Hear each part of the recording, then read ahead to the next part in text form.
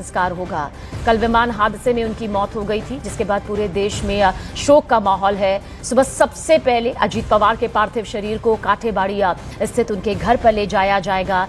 परिवार और करीबी यहां उनको श्रद्धांजलि देंगे, अंतिम दर्शन देखिए किए जाएंगे और इसके बाद अजीत पवार के पार्थिव शरीर को गदिमा सभागृह लाया जाएगा, जहां पर आम लोगों के लिए अंतिम दर्शन की व्यवस्था की गई है। समर्थकों और स्थानीय लोगों को कुछ वक्त के लिए अपने नेता को आखिरी बार देखने का अवसर मिलेगा। गदिमा सभागृह से पार्थिव शरीर को विद्या प्रतिष्ठान पहुंचाया जाएगा और यहीं पर आज सुबह 11 बजे अंतिम संस्कार किया जाएगा। जो जानकारी सामने आ रही है उसके मुताबिक केंद्रीय गृह मंत्री अमित शाह भी आज बारामती जाएंगे, अजीत पवार के अंतिम दर्शन करेंगे, उन्हें श्रद्धांजलि देंगे और अंतिम संस्कार में शामिल होंगे। पूरा बारामती आज अपने नेता को विदाई देने की तैयारी में है। हादसे में हुई अचानक मौत ने परिवार समेत उनके समर्थकों को गहरे दुख में डाल दिया है। लैंडिंग के वक्त ये हादसा यहां पर होता है और इस प्लेन क्रैश में अजीत पवार का निधन, जैसे ही ये खबर निकलकर सामने आई, एक अलग ही माहौल बन गया, जहां हर कोई सदमे में था, शोकग्रस्त था और आज अंतिम संस्कार यहां पर होना है। अजीत पवार के पार्थिव शरीर का अंतिम संस्कार जो है वो आज किया जाएगा।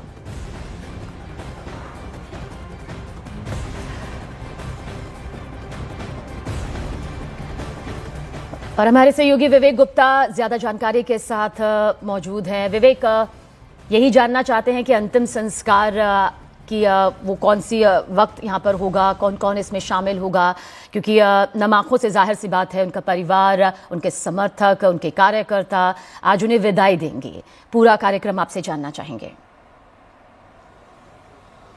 देखिए समीना, इस समय हम जो मौजूद हैं वो गवर्नमेंट हॉस्पिटल बारामती में है और बारामती में ही यहाँ पर अजीत पवार जी का जो शव है वहाँ पर रखा गया है और जो शेड्यूल जो पता चल रहा है कि यहाँ से उनका पार्थिव जो शरीर है उनके गांव काठेवाड़ी में ले जाया जाएगा, जहाँ पर उनका घर है। वहाँ पर जो गाँव में जो भी उनके जो लोग हैं, जो परिवार वाले लोग हैं, वहाँ पर उनका अंतिम दर्शन करेंगे। उसके बाद वापस उनका जो शव है वो विद्या प्रतिष्ठान में रखा जाएगा, जहाँ पर कल शाम में रखा गया था। वहां पर लाखों की संख्या में जो उनको आखिरी दर्शन करने आ रहे हैं वहां पे जो मौजूद रहेंगे वहां पर। लेकिन अभी हम आपको एक तस्वीर दिखाने जाएंगे। यहाँ पे देखिए किस तरीके से जो पूरी तैयारियां हो चुकी हैं। ये गवर्नमेंट हॉस्पिटल का शवगृह है और शवगृह में अगर मैं आपको दिखाना चाहूंगा कि देखिए जो अब सामने जो गाड़ी दिख रही है जो फूलों से सजी गई है, उस पे ही जो उनका पूरा शव यात्रा निकलेगा और अजीत पवार की जो बॉडी है वो इसी वैन में निकलकर सबसे पहले उनके गांव काठेवाड़ी जाएगी। वहां पर अंतिम दर्शन उनकी बॉडी को रखा जाएगा। फिर काठेवाड़ी के बाद उनका जो पार्थिव शरीर है वो बारामती के विद्या प्रतिष्ठान, जहां पे कल शाम को उनकी बॉडी रखी गई थी, जहां पर आखिरी दर्शन के लिए लाखों कार्यकर्ता पुणे, पिंपरी चिंचवड़ और बारामती से वहां से लोग आए थे। तो अब जो है जो शेड्यूल बताया जा रहा है कि कुछ देर बाद उनका जो पार्थिव खरं तर विश्वास बसत नाहीत की दादा आपल्यामध्ये नाही आहेत आणि दादांची शिस्त, दादांची टापटीप, दादा। तो देखिए आज बारामती में अंतिम संस्कार है, शोक में पूरा देश है। महाराष्ट्र के डिप्टी सीएम अजीत पवार का विमान जिस तरह से हादसे का शिकार हुआ और उसके बाद उनके निधन की वो दुखद खबर निकलकर सामने आई, उसके बाद पूरा परिवार, उनके समर्थक, उनके कार्यकर्ता सदमे में हैं और साथ ही आज नम आंखों से उन्हें विदाई दी जाएगी।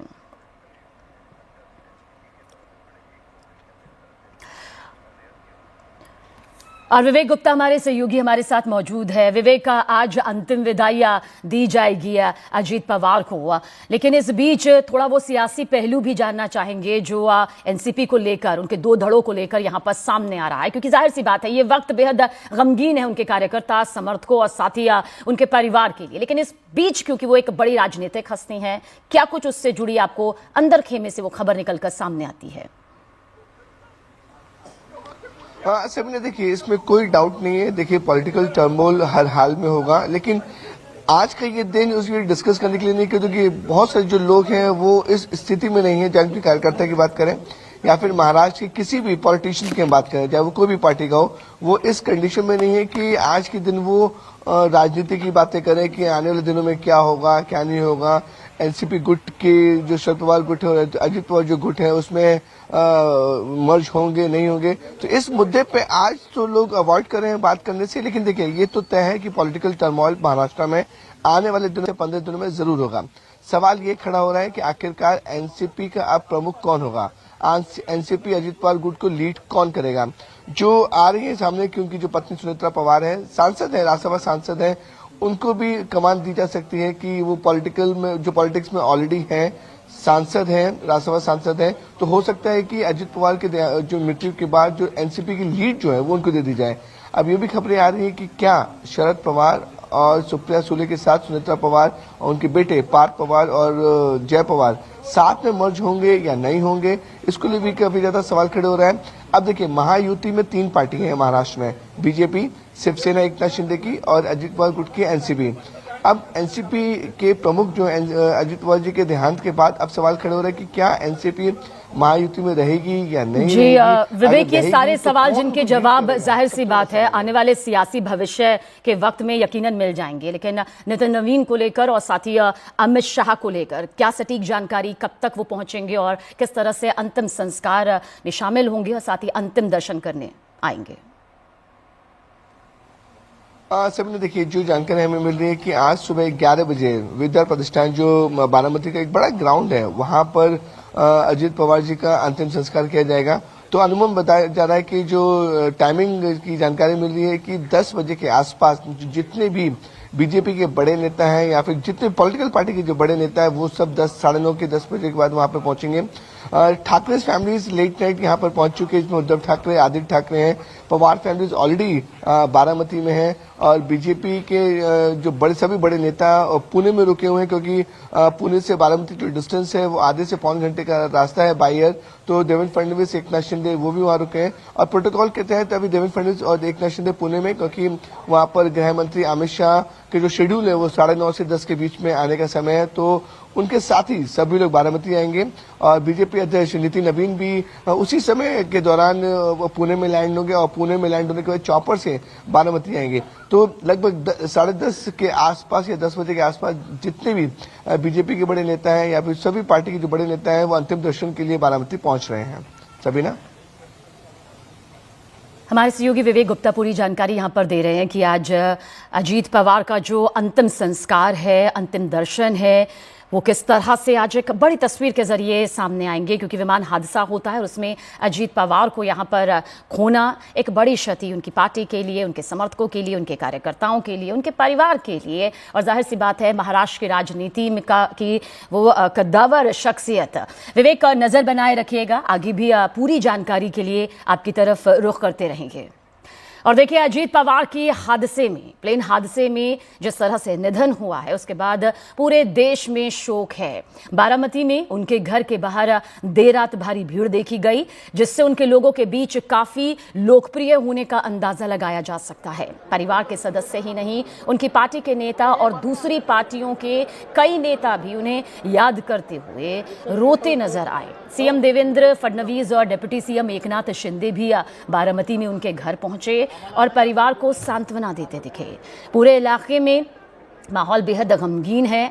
हादसे के बाद लगातार लोग उनके घर पहुंच रहे हैं और अपना दुख जाहिर कर रहे हैं। बारामती में जिस तरह रात भर ये भीड़ उमड़ती रही, जिसकी तस्वीर भी इस वक्त आपके सामने है, उससे साफ है कि अजीत पवार को यहाँ की जनता कितना मानती थी। हालांकि उन्हें सियासत में दादा भी कहा जाता था, दादा यानी कि एक बड़े भाई की तरह सम्मान देना। हादसे के बाद से ही राजनीतिक जगत में भी गहरा दुख है, शोक है, जो नेताओं की मौजूदगी और उनके आंसुओं में साफ दिखाई दे रहा है।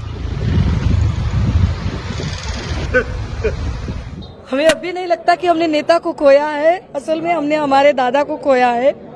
वो दादा जो विपक्ष में रहते हुए भी हमारी बात सुनते थे।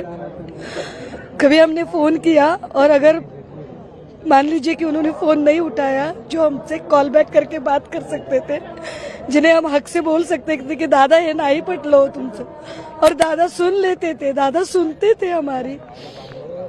दादा हरदम हर बार नहीं अभी जल्दी है, अभी जल्दी है, इतनी जल्दी निकलने की भी इतनी जल्दी वो करेंगे, सोचा नहीं था कभी। देखिए, बारामती में हुए विमान हादसे में महाराष्ट्र के डिप्टी सीएम अजीत पवार का निधन हो गया। हादसे से जुड़ा एक और सीसीटीवी वीडियो सामने आया है। इसमें पहले से भी कल एक सीसीटीवी फुटेज देखिए सामने आया था, जिसमें दिखा था कि कैसे विमान हादसे का शिकार हुआ था। हादसे के बाद आग का गुब्बार उठा था। मौके की वो तस्वीर भी आप तक पहुंची थी। लेकिन ये भी एक और सीसीटीवी वीडियो सामने आया है, जिसमें आप देख सकते हैं कि कैसे ये विमान सीधा नीचे की तरफ हादसे का शिकार होते हुए अपना बैलेंस, संतुलन खोते हुए गिरता है उस तेज रफ्तार के साथ। और इसी विमान में महाराष्ट्र के डिप्टी सीएम अजीत पवार मौजूद थे और इस हादसे में उनका निधन हुआ। आज अंतिम संस्कार है। सियासत की दिग्गज हस्तियां उन्हें नम आंखों से विदाई दे रही हैं। उनके कार्यकर्ता, समर्थक, परिवार, उनसे जुड़े हुए वो रिश्ते जो भले ही निजी हो या फिर सियासी हो, आज हर कोई गमगीन है। अचानक से ये हादसा हुआ और देखिए किस तरह से ये वो विमान है जो आपको इस वक्त लाल रंग के सर्कल में नजर आ रहा है। और इसी विमान में मौजूद थे अजीत पवार जब ये हादसा होता है। और देखिए कैसे विमान क्रैश का ये नया सीसीटीवी वीडियो ये बताने के लिए काफी है कि संतुलन पूरी तरह से बिगड़ता है और सीधे सीधे ये विमान नीचे की तरफ आता है और तभी धुएं का वो काला गुब्बार नजर आता है जो हर किसी के रोंगटे खड़े कर देता है। और जब जानकारी हाथ लगती है तो मालूम चलता है कि ये वही विमान था जिसमें मौजूद थे महाराष्ट्र के डिप्टी सीएम अजीत पवार। और देखिए, बारामती प्लेन क्रैश को लेकर बड़ी जानकारी भी सामने आई है। केंद्रीय मंत्री राम मोहन नायडू ने बताया कि पहली बार जब पायलट ने बारामती में लैंड करने की कोशिश की तब विजिबिलिटी बेहद कम थी और पायलट रनवे नहीं देख पा रहा था। इसके बाद पायलट ने एटीसी से बात करके रनवे के आसपास चक्कर लगाए।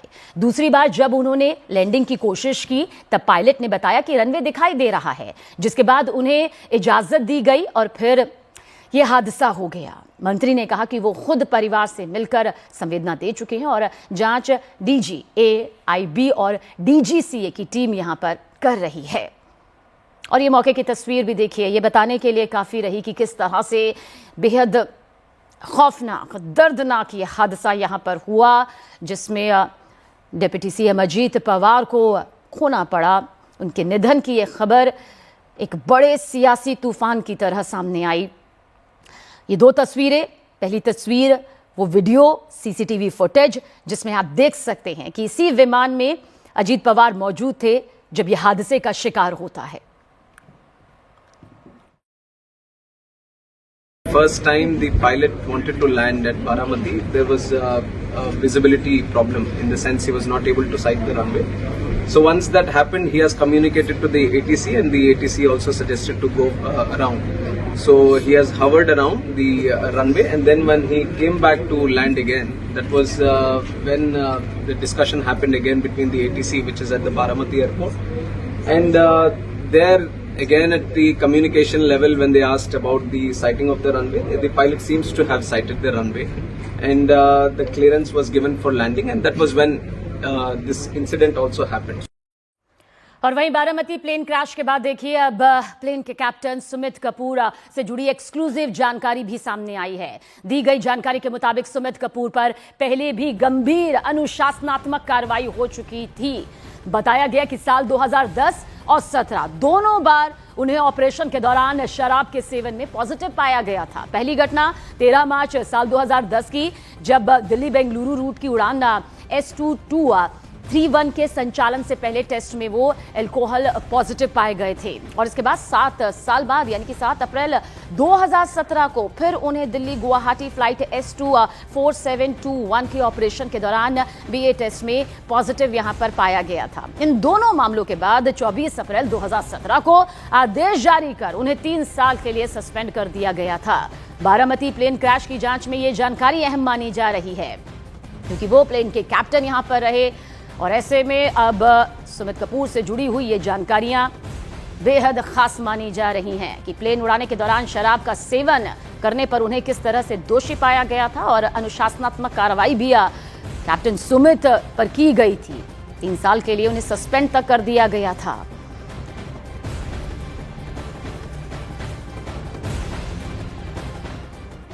पूरा देश दर्द और शोक में डूबा है, लेकिन घटना पर राजनीति भी तेज हो गई है। पश्चिम बंगाल की सीएम ममता बनर्जी ने इस विमान हादसे को लेकर बड़ा दावा किया है। ममता बनर्जी ने कहा कि अजीत पवार बीजेपी से अलग होने वाले थे और इसी वजह से हादसे पर साजिश का शक पैदा होता है। उन्होंने मांग की कि इस पूरी घटना की जांच सुप्रीम कोर्ट से कराई जाए, क्योंकि उन्हें केंद्रीय एजेंसियों पर भरोसा नहीं है। दूसरी तरफ अजीत पवार के निधन के बाद शरद पवार ने चुप्पी तोड़ी और साफ कहा कि ये एक हादसा है, इसे राजनीतिक रंग देना ठीक नहीं। शरद पवार ने यह भी कहा कि महाराष्ट्र को बहुत बड़ा नुकसान हुआ है और इस कमी को पूरा करना बेहद मुश्किल है।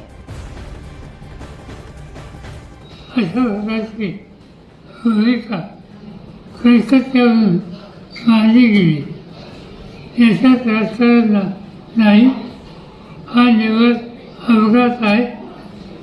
त्याच्या यातना महाराष्ट्राला आम्हा सगळ्यांना सतर्क उभा करून इथं राजकारण आणू नये एवढं सांगायचं। I am very much shocked and saddened to hear the message of Ajit Pawar, Deputy Chief Minister. He died today morning in a plane crash. I am really shocked to see the news. There is no safety and security of the people of this country. Even the political leaders, I do not know what is the fate of the opposition political parties, but he was very much with the ruling party. But before 2 days ago, I came to know that from social network that somebody from other party, they gave a statement that Ajit Pawar is willing to leave the BJP. And now what happened today, I need proper investigation under the supervision of Supreme Court. Only we have the trust on Supreme Court, no other agency. All the agencies are being totally purchased. And really it's a great loss for the country. तो एक तरफ पूरे राजकीय सम्मान के साथ अजीत पवार का अंतिम संस्कार किया जाएगा, तो वहीं दूसरी तरफ अजीत पवार के निधन पर अभी से सियासत भी शुरू हो गई। शुरुआत की ममता बनर्जी ने, पश्चिम बंगाल की मुख्यमंत्री ने, और फिर समाजवादी पार्टी और आम आदमी के नेताओं ने, जी हां, आम आदमी पार्टी के नेताओं ने भी अजीत पवार की मौत के पीछे सियासी साजिश का आरोप लगा दिया।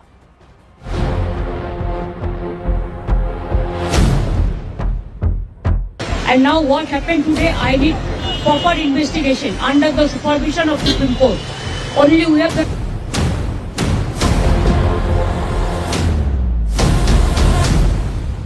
अब ये तो इंक्वायरी के बाद ही कुछ पता चलेगा कि क्या मसला था, क्या सिर्फ एक्सीडेंट था या कोई साजिश थी।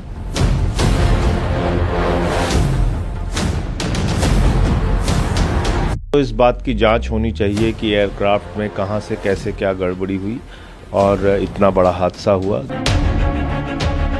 अजीत पवार के निधन के बाद उनके साथ हुए हादसे की जांच की मांग तेज हो चुकी है। विपक्ष के कई नेता उंगली उठा रहे हैं। उन्हें शक है कि अजीत पवार का निधन सियासी साजिश का हिस्सा था। उन्होंने खुलकर बयान भी देने शुरू कर दिए। शुरुआत ममता बनर्जी ने की और अजीत पवार के हादसे में हुए निधन पर यह दावा करते हुए सवाल उठाया कि वो बीजेपी का साथ छोड़ने का मन बना रहे थे। 2 days ago, I came to know that from social network that somebody from other party, they gave a statement that Ajit Pawar is willing to leave the BJP. And now what happened today, I need proper investigation under the supervision of Supreme Court. Only we have the trust on Supreme Court, no other agency. All the agencies are being totally purchased. And really it's a great loss for the country. ममता ने supreme court से अजीत पवार के विमान हादसे की जांच की मांग की, तो समाजवादी पार्टी के नेता एसटी हसन ने भी कुछ ऐसा ही बयान दिया। आम आदमी पार्टी के सुर भी समाजवादी पार्टी के नेता और बंगाल की मुख्यमंत्री से मिलते जुलते दिखे। बहुत ही दुखद समाचार आज सुबह हम लोगों को मिला। देश का एक बड़ा नेता हम सबको छोड़ के चला गया, इस दुनिया से ही चला गया। अजीत पवार जी देश के ही बड़े नेता नहीं थे, उनको खास तौर से महाराष्ट्र में सारी राजनीति के एक्सेल थे, धुरी थे। उनका फॉलोइंग पूरे महाराष्ट्र के अंदर थी।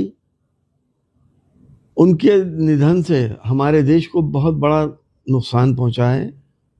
हम अल्लाह पाक से दुआ करते हैं कि उनके परिवार वालों को सब्र जमील अता फरमाए। जब भी कोई हादसा होता है या कोई एक्सीडेंट होता है तो एक एंगल ये भी देखा जाता है कि किसी ने कराया तो नहीं है, कोई साजिश तो नहीं है।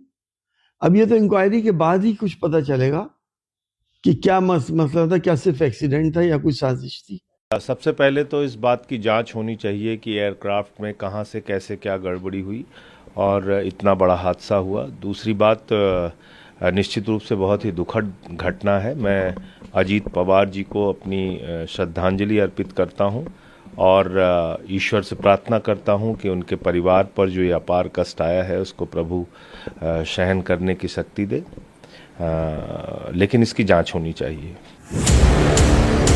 यानी अजीत पवार का निधन होते ही सियासी पारा भी चढ़ा।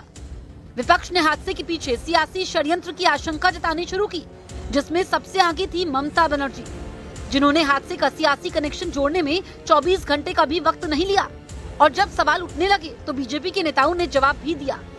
हम लोग सब बहुत शोकमय हैं कि इतना बड़ा हादसा सुबह सुबह हुआ है। आज पार्लियामेंट में सब यही बात कर रहे हैं कि कितना ज्यादा सब इसमें जो है, और सब लोग जो है हेलीकॉप्टर से सफर करते हैं, सब तरीके की, ये हम लोग भी इस तरह से ट्रैवल करते हैं। तो इस समय पर इतनी नीच बातें करना, आई थिंक ये बहुत ही, उनको भी थोड़ा तो मतलब संयम अपनाना चाहिए। ममता जी गलत पॉलिटिक्स कर रहे हैं वो अलग चीज है, लेकिन किसी को जाति क्षति पहुंचाई है उन्होंने।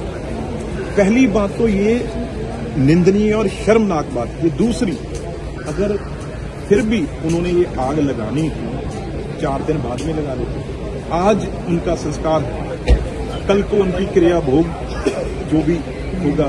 आज आपने किस चीज के, उनको परिवार को भी आपने किस शक में डाल दिया, किस उनके चाहने वाले लोगों में कैसी आपने आग लगा दी है।